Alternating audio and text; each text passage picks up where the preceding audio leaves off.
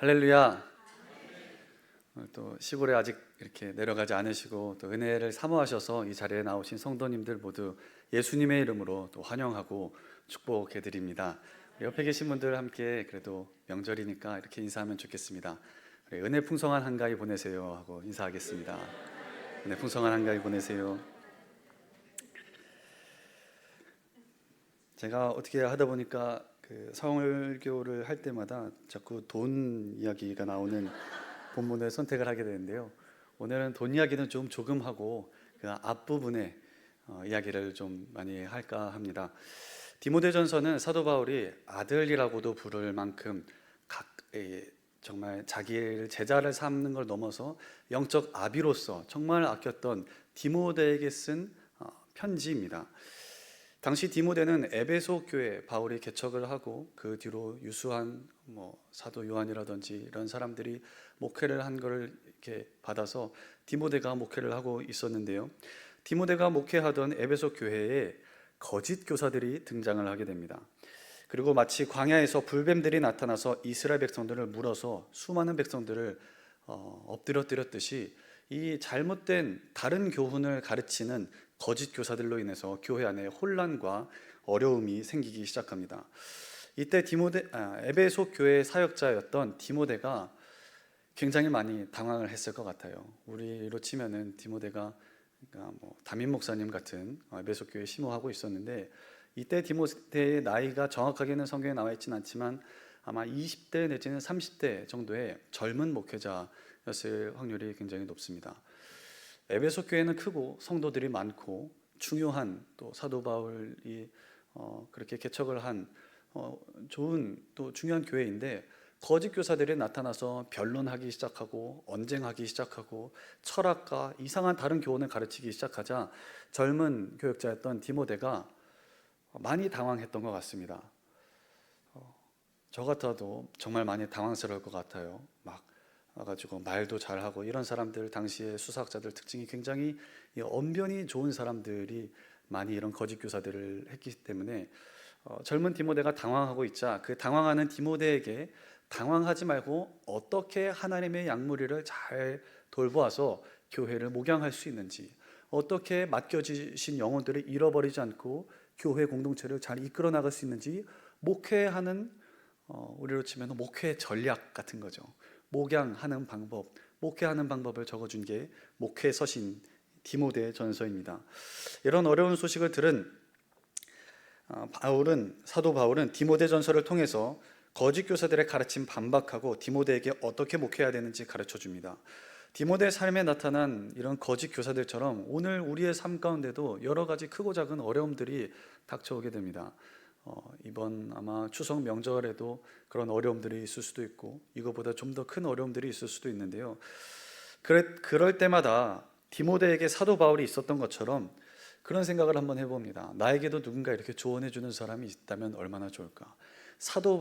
디모데에게 사도 바울이 있어서 그렇게 어려울 때 이렇게 조언을 해주고 편지를 해주고 잘 방향을 지도해 주었듯이 나에게도 이런 영적 스승이 있다면 얼마나 좋을까, 든든할까 생각을 하는데, 오늘날 우리에게 사도 바울은 없습니다. 하지만 우리 모두에게는 바울이 아니라 예수님께서 우리를 위하여서 싸우시는 줄로 믿습니다.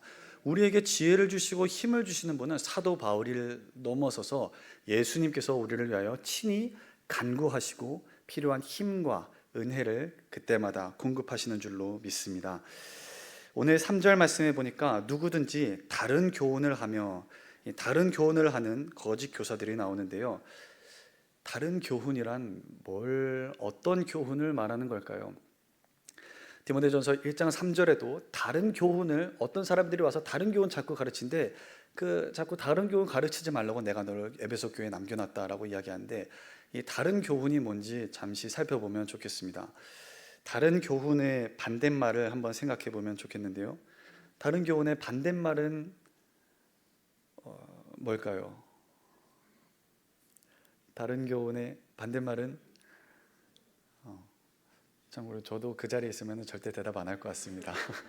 근데 자꾸 앞에 서면 물어보게 된 용서해 주시고, 다른 교훈의 반대말 뭐 여러 가지 참 복음, 예수 그리스도의 가르침 여러 가지 있겠지만 그 바로 뒤에는 나오는 바른 말 또는 같은 말이라고 같은 교훈이라고 할 수 있습니다.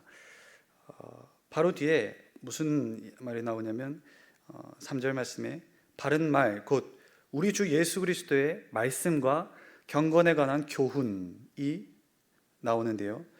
주 예수님께서 전하신 말씀과 경건에 관한 교훈과 같은 말씀을 계속해서 전해야 합니다. 우리가 하나님의 말씀을 가르치고 전할 때에 뭔가 자꾸 새로운 것을 찾아서 자꾸 전하는 게 아니라 이 하나님께서 우리에게 주신 진리의 말씀 그대로, 물론 시대에 따라서 다르게 옷을 입혀서 해야 되는 부분이 있지만은 그 본질에 해당하는 진리는 결국 시대가 혹은 문화가 또는 연령에 따라서 결코 달라지지 않습니다. 하나님께서 우리에게 주신 진리는 어제나 오늘이나 영원토록 변함이 없는 영원한 진리인 줄로 믿습니다. 그래서 마땅히 같은 교훈을 가르치고 전해야 하는데 그것과는 다른 교훈을 말하는 사람들이 나타났습니다. 오늘날에도 이단들이 참 많이 있죠. 우리 1층에 게시판에도 내려가 보면은 이단들을 조심하라고 총회 이단주일에 각종 이단들에 대해서 설명하는 그런 것들이 거기 붙어 있기도 하고, 아마 여기 불광동 거리를 조금만 걷다 보면, 산책을 하다 보면 심심치 않게 이단들을 만나볼 수 있습니다. 어떤 가판대를 세워놓고 있기도 하고요. 저도 얼마 전에 저쪽 불광동 사거리에서 신호를 기다리고 있는데 어떤 이렇게 여성분들이 제 얼굴을 빤히 쳐다보더니 복이 있으시다고 축복해 주더라고요. 그래서 복이 있으시다고. 근데 뭐가 막혀 있다는 거예요. 그래서 그렇게 뭐가 막혀 있나 생각을 했습니다. 이 당시 근데 우리가 만나는 이단들보다 조금 더 심각한 거는, 우리는 교회 바깥에서 그런 이단들을 만나고 교회 안에, 물론 교회 안에도 활동하는 그런 교회들도 있습니다만 우리 교회도 그런 점에서는 경각심을 세워야겠죠. 안전지대는 없으니까요. 그렇지만 이때 에베소 교회는 이 이단들이 교회 안에 깊숙이 들어와서 교사들이 교회 안에 성도들에게, 우리로 치면 이런 강당 같은 데 서서 다른 교훈을 가르치는 겁니다. 하나님의 순전한 말씀, 진리, 복음, 십자가와 부활과 예수 그리스도의 피 외에 구원에 관하여서, 그것도 있지만 그게 전부는 아니다. 대표적으로 초대교회 이단 영지주의자들, 그런 것들도 있지만 또 지식도 있어야 된다. 철학도 필요하다는 겁니다. 이 사람들이 가르치던 이 다른 교훈, 당시에는 이 헬레니즘 문화의 영향이 굉장히 강했는데, 헬레니즘 영향의 대표적인 특징 두 가지로 생각할 수 있습니다. 첫째는 지식을 숭상하는 문화입니다. 지식을 굉장히 우상시하고 숭상해요. 우리 사도행전에 보면 사도 바울이 아덴 지역에 여행하다가 아덴 지역에서 복음을 전할 때 이 사람들은 새로운 지식을 알고 배우는 것 외에는 달리 시간을 쓰지 않는다라는 기록이 있습니다. 헬레니즘 문화의 영향입니다. 또 다른 그 하나의 특징은 철학입니다. 지식을 숭상하고 철학을 매우 중요하게 생각을 합니다. 그래서 이것이 어떤 말씀이, 어떤 전해지는 설교가 진리인지 아닌지 여부보다는 그저 새로운 것을 좋아하는 경향이 오늘날 우리 시대와 비슷한 것 같습니다. 사람들은 오래된 불변하는 진리보다는 새로운 거짓을 흥미있어하는 경향이 있습니다. 오래되고 불변하는 진리보다는 새로운 거짓에 귀가 쫑긋 세워지고 뭔가 자극적이고 재미있으니까 흥미있어하는 경향이 있습니다. 지루한 진리보다는 화려한 언변을 좋아합니다. 그래서 당시 사람들은, 이 거짓 교사들은 하나님의 말씀에다가 지식과 철학을 끼워 넣기 시작했습니다. 말씀을 선포하는 강단에서 성도들을 앞에 앉혀놓고서는 지식을 숭상하는 것과 철학의 말씀을 함께 끼워 넣기 시작했습니다. 수사학을 끼워 넣기 시작하고 화려한 언변을 끼워 넣기 시작했습니다. 이게 다른 교훈입니다. 하나님의 말씀에 무언가 자꾸만 다른 것을 첨가하고 뭔가 섞는 것입니다. 고린도 후서 2장 17절 말씀에 보면 우리는 수많은 사람들이 하는 것처럼 하나님의 말씀을 혼잡하게 하지 않는다고 했습니다. 여기서 혼잡하게 하다는 단어는 당시 시장에서 포도주를 팔 때 사용하던 용어인데요. 시장에 나가서 포도주를 팔 때 포도주가 이 원액, 우리 전문용어로 엑기스 100%짜리 포도주가 있는가 하면 그냥 이거 그대로 팔면은 돈이 좀 너무 잘 안 되잖아요. 여기서 쉽게 돈을 벌 수 있는 방법은 조금 물 타. 물을 타면 이거 1리터짜리 포도주가 뭐 10리터 되면 좀 속으니까는 한 1.5리터, 2리터 정도 되면은 마셔도 이거 좀 그렇지만은 그렇게 해서 사가는 겁니다. 이게 바로 하나님의 말씀을 혼잡하게 한다. 혼잡하게 한다는 것은 섞는다는 의미를 가지고 있습니다. 다른 교훈이란 순도 100%짜리 순전한 포도주와 같은 하나님의 말씀에다가 지식이라는 물을 첨가하고 철학이라는 물을 첨가하고 섞어서 사람들에게 전파하는 것을 의미합니다. 사람들이 왜냐하면 100% 하나님 진리를 별로 좋아하지 않는 경향이 있으니까 사람들의 입맛에 맞게 하는 것입니다. 그래서 디모데전서 1장 6절 말씀에 보면 사람들이 이에서 청결한 양심과 선한 교훈의 말씀, 하나님의 100%짜리 진리의 말씀에서 벗어나서 헛된 말에 빠진다고 했습니다. 다른 교훈에 쉽사리 빠져든다고 했습니다. 진리에는 관심이 없고 어떻게 하면 말을 좀 더 잘할 것인가, 어떻게 하면 청중들의 마음을 휘어잡는 그런 설교, 그런 어떤 멋들어진 강연을 한번 해볼까 하는 데에 사람들의 관심사가 쏠려 있었다는 것입니다. 당시에는 말 잘한 것, 연설 잘한 게 굉장히 중요한 능력으로 평가받던 시대인데요. 그러니까 굳이 진리가 아니더라도 사람들이 좋아하고 집중할 만한 내용들이라면 그게 뭐가 됐든 간에 말씀을 전한 것입니다. 우리가 성경을 읽다 보면 모든 말씀이 꼭 재미있고 즐겁게 들리는 것만은 아니죠. 때로는 단단한 식물과 같이 질긴 고기와 같이 단단한 음식들을 만나게 됩니다. 그런 말씀들이 때때로 우리 영혼에 필요합니다. 축복의 말씀뿐만 아니라 신명기 28장에 보니까는 축복의 말씀뿐만 아니라 저주의 말씀도 하나님의 말씀이고 어떤 구원의 말씀뿐만 아니라 심판의 말씀도 하나님의 말씀입니다. 그런데 예레미야 시대, 구약의 선지자 시대에도 보면 거짓 선지자들의 특징이 무엇입니까? 심판을 선포하지 않습니다. 회개에 대한 메시지는 다 빼고 평강하다, 안전하다, 괜찮다는 말만 계속해서 되풀이합니다. 이게 참 구약 시대에도 그렇고 신약 시대에도 그렇고 오늘날에도 마찬가지인 것 같습니다. 어떤 축복해주는 말, 번영신학, 잘 됩니다. 무조건 괜찮습니다. 무조건 다독여주고 괜찮다고 하고 축복해주는 말도 물론 필요하지만 항상 그런 것 일변도로만 되면 옛날 아라비아 속담에 그런 말이 있습니다. 해가 계속해서 쨍쨍한 날이 계속되면 사막이 된다는 것입니다. 축복의 말씀도 중요하지만 우리에게 더 중요한 것은 그런 인간적인 위로의 말을 넘어서서 진리가 우리의 영혼을 살게 하는 줄로 믿습니다. 살아계신 하나님의 말씀이 우리를 살리고 우리를 변화시키고 영광에서 영광에 이르게 하는 것이지 어떤 설교자의 잘하는 어떤 화려한 언변이 결코 사람의 영혼을 뚫고 들어가서 변화시킬 수가 없습니다. 어떤 내용을 설교할 것인가 하는 진리의 내용보다 이때 당시 이 거짓 교사들은 청중들의 눈과 귀를 어떻게 하면 사로잡을 수 있을까, 어떻게 전달할 것인가 하는데 더 많은 초점과 에너지를 두었습니다. 물론 어떻게 전달하는가가 중요하지만 더 중요한 것은 내용입니다. 저는 성숙한 그리스도인이 될수록 그 어떻게 조금 말이 언변이 조금 부족하다 할지라도 정말 저 사람을 통해서 진리가 선포되고 있는가, 정말 하나님의 말씀이 이 말씀 그대로 선포되고 있는가, 아니면 뭔가 언변은 화려하지만 그 안에 내용은 비어있을 수가 있습니다. 이런 부분들을 우리가 잘 분별해야 합니다. 재미있게 혹은 흥미롭게 이야기를 전달한다 할지라도 그 안에 하나님의 진리가 담겨있지 않다면 우리의 영혼은 결국 아무것도 먹지 못한 것과 같습니다.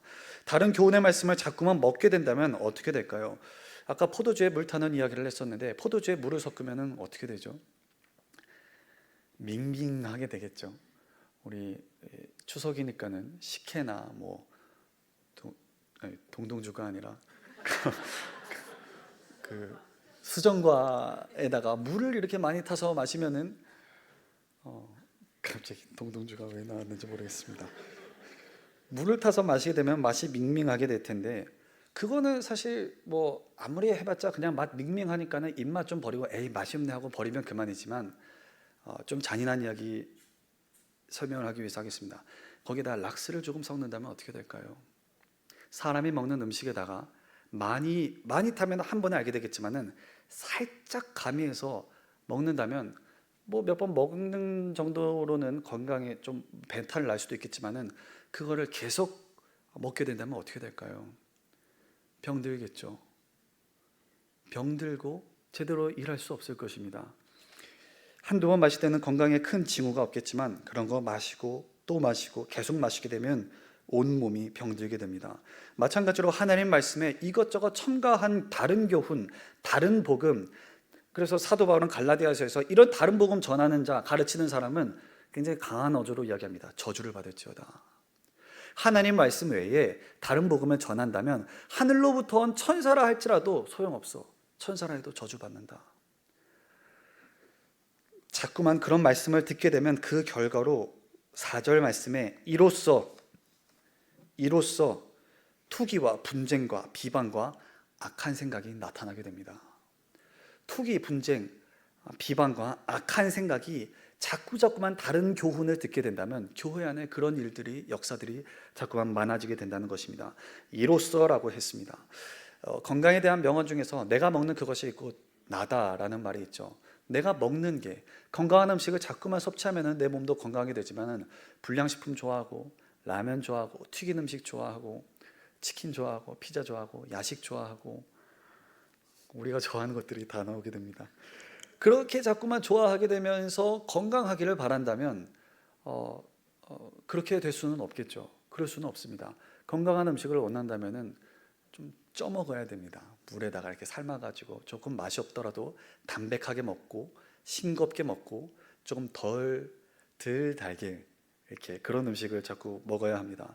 하나님의 순수한 진리의 말씀이 아니라 자꾸 이런 물에 탄 복음, 적당히 이것저것 섞인 말씀들을 듣다 보면 우리 마음에서 사랑, 감사, 화평, 절제, 오래 참음, 이런 성령의 열매 대신에 오늘 말씀에 나온 대로 악한 비방, 투기, 악한 생각, 그다음 분쟁 같은 것들이 나오게 됩니다. 투기란 시기하는 것입니다. 하나님께서 내게 주신 은혜에 만족하지 못하고 다른 사람 보면서 불평, 불만하는 것들이 많아지게 됩니다. 분쟁이란 다투며 논쟁을 벌이는 것입니다. 자꾸만 말싸움하게 되고, 여기도 변론과 언쟁을 하기를 좋아한다고 했는데요, 진리의 말씀 앞에는 사실 변론이 필요하지 않습니다. 어떤 언쟁해가지고 그 사람을 설득시키는 게 아니라 건강한 진리의 방법은 그냥 선포하는 것입니다. 하나님의 말씀을 그대로 선포하고 그것을 받아들이는 하나님의 자녀들은 그 말씀 앞에서 거기에 대해서 변론하고 언쟁한 게 아니라 그냥 아멘하고 받아들이는 것으로 충분합니다. 하나님의 말씀이 건강하게 선포되는 모습입니다. 그런데 다른 교훈이 자꾸만 많아지게 되면 분쟁하게 됩니다. 비방한다고 했는데 비방은 조롱하며 악담하는 것입니다. 자꾸만 다른 사람의 허물들이 보이기 시작하고 약점이 보입니다. 그리고 그거를 사랑으로 감싸고 덮어주려 하기보다는 틈나는 대로 그런 약점들을 이야기하고 악담하는 것입니다. 마지막으로 악한 생각은, 여기서 악한으로 번역된 포네로스라는 단어는 병든이라고 번역할 수도 있습니다. 그러니까 생각이 병들게 된다는 것입니다. 영혼이 병들게 된다는 것입니다. 점점점 쇠약해지고 나약해진다는 것입니다. 하나님의 말씀의 진리만을 먹지 않고 이런저런 세상의 원리들, 세속적인 가치관들이 섞여진 말씀을 먹다 보면 우리의 영혼이 그때는 뭔가 맛있는 것 같고 재밌는 것 같고 뭔가 때때로 우리 감성도 잘 터치하는 것 같지만 장기적으로 봤을 때 영혼이 병들게 되는 것입니다. 그렇다면 이 거짓 교사들은 왜 이런 다른 교훈들을 가르칠까요? 왜 다른 교훈을 가르치는 사람들이 나올까요? 이때만 아니라 구약시대에도 그렇고 오늘날에도 저는 이런 가르침들이 있다고 생각을 합니다. 오늘 본문 뒷부분에 보면 돈 이야기가 나옵니다. 정 목사님이 이제 다시 본색을 드러내시는구나. 또 돈 이야기를. 돈 이야기가 다시 이 이후로 계속 돈 이야기가 나오는데요. 우리 10절 말씀을 제가 읽도록 하겠습니다. 돈을 사랑함이 일만하게 뿌리가 되나니 이것을 탐내는 자들은 미혹을 받아 믿음에서 떠나 많은 근심으로써 자기를 찔렀도다 라고 했습니다. 다른 교훈, 잘못된 가르침에 대해서 그런 가르침을 하면 안 된다, 그런 사람들을 꾸짖어라, 그러던 사람들 때문에 뭐 분쟁과 투기와 시기와 악한 생각들, 병들게 된다라고 이야기를 하다가 느닷없이 사도 바울이 무슨 이야기를 하게 되냐면 돈 이야기를 꺼냅니다. 경건을 이익의 방도로 생각하는 자들, 경건을 이득으로 돈을 벌려는 돈벌이 수단으로 생각하는 자들에 대해서 아주 강하게 경고하고 있습니다. 왜 갑자기 다른 교훈에 대해서 이야기하다가 바울이 돈 이야기를 할까요? 제가 본문을 여기로 잡아놓고 나서 설교를 쓰다가 이게 너무 어려워서 본문을 잘못 정했구나. 한 5절까지만 말씀을 전할 걸 괜히 뒤에 10절까지 말씀을 정했다가 이거를 설명을 해야 되니까 저 많이 하나님께 궁금해서 물어보기도 하고 정말 많이 기도하면서 생각을 했습니다. 묵상을 해도 잘 안 되고 근데 이 두 가지를 어떻게 연결시킬 수 있을까요? 당시에 거짓 교사들은 따로 급여가 없었습니다. 돈 받는 게 따로 없었습니다.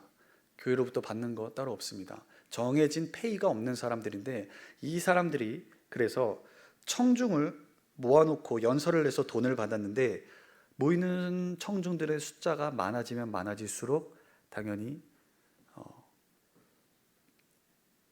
돈이 되겠죠. 뭐 두세 명 놓고 얘기하는 거랑 200~300명 놓아놓고 얘기하면은 그거를 통해서 돈을 벌 수 있었습니다. 그래서 사도 바울은 강하게 자기 자신은 텐트를 만들어 가면서 돈을 받지 않아요. 왜냐하면 그런 거짓 교사들과 차별을 두기 위해서 자기 자신의 복음을 전하는 그 순수한 의도성을 의심받지 않기 위해서 또 다른 교회들로부터 원조도 많이 받게 되죠. 빌립보 교회 같은 교회가 사도 바울을 마음껏 사역할 수 있도록 돈을 후원을 해주는데 신생교회일수록 사도 바울은 돈을 안 받습니다. 왜냐하면 이런 오해 받을까 봐. 거짓 교사들의 특징은 그들이 하는 청중들을 많이 모으려고 했는데요, 사람들을 많이 모으려고 하다 보니까는 진리만 전하면 재미가 없잖아요. 그래서 거기에다가 재미있는 이런저런 이야기들을 끼워 넣게 됩니다. 고린도전서 바울이 이야기한 것처럼 복음이, 하나님 말씀이 헬라의 사람들에게는 미련한 것처럼 보이기 때문입니다. 그 사람들 들었을 때는 복음만 전하고 십자가, 예수님 하나님의 아들이 십자가에서 죽어서 그 예수님의 보혈로 우리가 그 피로 구원받았다는 얘기만 하면 유대 사람들은 표적, 그러니까 무슨 기적을 보여봐라 이야기하고 헬라인에게는 그렇게 이야기하는 게 멍청한 것처럼 보인다는 거예요. 무슨 그런다고 구원이, 무슨 신이 어떻게 십자가 못 박혀 죽는, 그거 말고 뭔가 좀 더 고상한 철학 없어? 뭔가 좀 더 재미있고 의미있고 지식적으로 카타르시스를 느낄 수 있을 만한 그런 말씀을 요구를 했다는데 사도 바울은 그런 요구에 단호하게 거부하면서 내가 이런 것들은 알지 아니하기로 작정하였노라. 내가 그 사람들 가운데 들어갔을 때 내 말과 전도함이 설득력 있는 지혜의 말로 하지 않고 다만 성령님의 나타나심과 능력으로 하여 그 사람들의 교회의 믿음이 사람의 지혜의 말, 언변, 화려한 수사에 있지 않고 다만 하나님의 능력에 복음에 있게 하려 하였노라. 거짓 교사들은 이와 정반대로 사람들을 모을 수만 있다면 수단과 방법 가리지 않았습니다. 그래서 진리를 전하는 데 상관없이 돈만 된다면 물도 좀 타고 락스도 좀 타고 그렇게 해서 복음을 전했다는 것입니다. 그래서 교회 안에 분쟁이 일어나고 교회가 병들게 됐습니다. 목적은 더 많은 청중들을 얻고자 함이었고 그 청중들을 통해 돈을 벌려고 했었습니다. 그러니까 사람을 볼 때 그 한 사람의 영혼의 존귀함, 영혼으로서 대하는 대신에 돈으로 사람을 본다는 거예요. 이런 사람들은 여기에 이만한 청중이 모였으니까 오늘은 수입이 이 정도 되겠군. 이만한 숫자가 모였으니까는 이 정도 수입이 되겠군. 사람의 한 영혼의 가치 대신에 사람을 숫자로 생각하기 시작합니다. 돈으로서 사람을 파악하기 시작합니다. 경건을 이익의 방도로 생각한 것입니다. 하나님께서 우리에게 주신 믿음, 경건, 신앙은 이익의 방도가 아닙니다. 이익을 얻는 수단이 결코 되어서는 안 됩니다. 경건은 돈벌이가 아닙니다. 오늘날 풍조도 정말 유사한 것 같습니다. 어떻게 해서든 더 많은 청중을 얻고자 하는 것, 그래서 그 모인 사람들로 돈 벌려고 하는 그런 모양새가 가장 잘 드러나는 곳 중에 하나가 유튜브가 아닌가 생각을 합니다. 거기에는 보면 별 희한한 영상들이나 자극적인 영상들, 자극적인 제목들 많이 올라오죠. 제목이 자극적이고 내용이나 영상이 쇼킹한 것일수록, 일반 우리 상식을 깨는 것일수록 조회수가 높아집니다. 사람들이 관심도가 많아집니다. 그러한 영상 만드는 사람들은 그거 시청하는 사람들 영혼에는 별로 관심 없습니다. 그 사람들 영혼이 어떻게 되건 락스를 먹건 죽건 말고 상관없이 영혼을 돈벌이 수단으로 생각을 하는 겁니다. 유튜브는 세상은 세상이니까 그럴 수 있습니다. 그러나 교회 내에도 같은 풍조가 있지 않은지 우리는 조심스럽게 살펴보아야 합니다. 어떻게 해서든지 진리의 말씀을 증거하고 전하여서 한 영혼이라도, 단 한 영혼이라도 온전한 예수님의 제자로 만들어야 하는데, 도리어 어떻게 하면 얼마나 많은 청중들을 끌어모을 수 있을까? 얼마나 많은 사람들, 교인들을 끌어모을 수 있을까? 얼마나 인기를 얻을 수 있을까? 라는 게 혹시 말씀을 전하는 것이나 우리의 방향성이 된다면 다른 교훈을 전하게 되지 않을까 걱정스럽습니다. 우려가 됩니다. 이런 부분들에 우리는 경각심을, 오늘 말씀을 통하여 하나님께서 우리에게 주시는 경각심을 가져야 합니다. 필시 그렇게 하다 보면 바른 말, 곧 우리 주 예수 그리스도의 말씀과 경건에 관한 교훈을 가르치기보다는 입맛에 따라 다른 교훈을 가르치게 되기 때문입니다. 예수님이라고 왜 숫자가 중요하지 않겠습니까? 한 영혼뿐만 아니라 디모데전서 3장 12절 말씀에 보면 하나님은 모든 사람이 구원을 받으며 진리를 아는 데에 이르기를 원하신다고 말씀하신 그분께서 온 세상을 위하여 십자가를 지신 예수님에게 왜 수많은 영혼들이 구원받는 게 중요하지 않겠습니까? 그러나 예수님께서 정말 원하시는 것은 숫자, 얼마나 많은 사람들이 모였느냐가 아니라 그 가운데서 제자가 얼마나 많느냐, 자기 십자가를 지고 나를 쫓아오는 사람들이 얼마나 되느냐에 예수님의 관심이 있었던 것입니다. 이러한 교훈을 피하는 가장 좋은 방법이 무엇일까요? 오늘 말씀 3절에 보면 그 사람들의 문제는 주 예수 그리스도의 말씀과 경건에 관한 교훈을 따르지 않았다라고 했습니다. 뒤집어 이야기하면 우리가 바른 교훈, 하나님의 말씀에 유념하고 창념하고 그 말씀을 붙잡기 시작할 때에 이러한 것들을 멀리할 수 있습니다. 오늘날처럼 하나님의 말씀을 가까이 하기 좋은 시대가 없습니다. 우리 여기 계신 분들 무거워서 성경을 안 들고 다닐지언정, 성경이 없어서 안 들고 계신, 정말 돈이 없어서 혹시 성경책이 없으신 분들은 예배 끝나고 저를 찾아오시면 저희 집에 제가 성경책 여러 권 있거든요. 한 권 드리도록 하겠습니다. 성경책이 이렇게 많은 시대이고 마음만 먹으면 성경을 잘 설명해 주는 책들도 얼마나 많이 나와 있는지 모릅니다. 좋은 양서들도 목사님들을 통해서 추천을 받을 수가 있습니다. 다만 우리가 하나님 말씀을 읽고 가까이 하려는 데에 그만한 노력을 기울이지 않는 것 같습니다. 하나님 말씀을 가까이 할 수 있음에도 그만한 영혼의 수고를 별로 하지 않습니다. 하나님께서 말씀하신 대로 그를 가까이 하라, 그리하면 그가 너희를 가까이 하시리라고 하셨는데, 우리가 하나님 말씀을 가까이 하고 진리를 간절히 사모하며 은을 찾는 것 같이 그것을 찾고 감춰진 보배를 찾는 것 같이 하나님을 찾고 하나님의 말씀을 구하면 하나님 알게 될 길을 깨닫게 해주시겠다고 잠언에서 하나님께서 우리에게 약속하셨습니다. 유튜브를 통해서 설교를 들을 수 있습니다. 저도 유튜브 통해서 설교 듣고는 합니다.